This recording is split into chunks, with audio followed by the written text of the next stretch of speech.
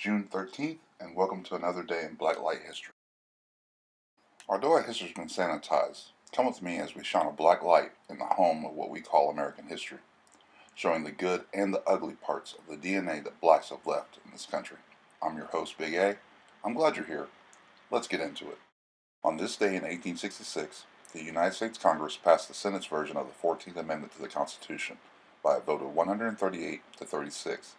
The amendment granted birthright citizenship, including to the former enslaved, and it also provided all persons equal protection under the law. It would be another 2 years before the amendment was ratified by the states. On this day in 1868, Oscar Dunn became the lieutenant governor of the state of Louisiana. His electoral win over former Minden, Louisiana Mayor W. Jasper Blackburn made Dunn the first black lieutenant governor in the United States. In the spring of 1871, Dunn would become the acting governor of the state for 3 months when the sitting governor became ill, making him the first black governor in U.S. history. Later on that year, while campaigning, Dunn fell ill with symptoms similar to arsenic poisoning. Before he even completed his first term, Dunn would pass on November 22, 1871, at the age of 49. On this day in 1913, Benny Simmons was lynched in Anadarko, Oklahoma. Accused of killing Susie Church, a young white girl, Simmons was arrested by local officials, but was taken from the prison guards by a group of men. Simmons was taken to a nearby bridge, doused in oil, and hung from a cottonwood tree, then set on fire. Several photos of the lynchings were taken and made into postcards.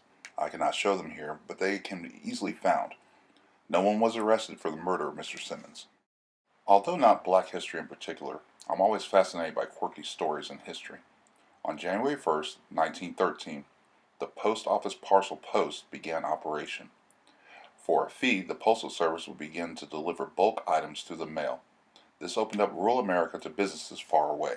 It would revolutionize how we consume goods, but it had a few drawbacks. You see, families started shipping babies through the mail. The first incident happened in Ohio. The Beagle family would mail their 8-month-old son to his grandmother a few miles down the road. In February of 1914, Charlotte May Purstorff was mailed from her home in Grangeville, Idaho, to her grandparents 73 miles away.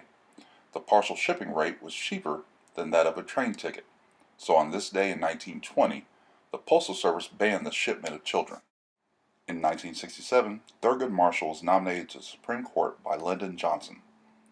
Marshall had served 4 years on the bench of the Second Circuit Court of Appeals and 2 years as the United States Solicitor General. Marshall would be confirmed by the Senate on August 30th by a vote of 69 to 11, and was sworn in on October 2nd, making him the first African American to sit on the highest court in the land. He would sit on the bench until his retirement in 1991 at the age of 83. On this day in 1974, America celebrated Flag Day, and legendary Atlanta Braves right fielder Hank Aaron addressed the United States House of Representatives. Aaron's speech would be the first time an active professional athlete would address the House. The speech was about patriotism and what the American flag means to him. That concludes today's episode. If you've enjoyed the content, please like and subscribe to the channel.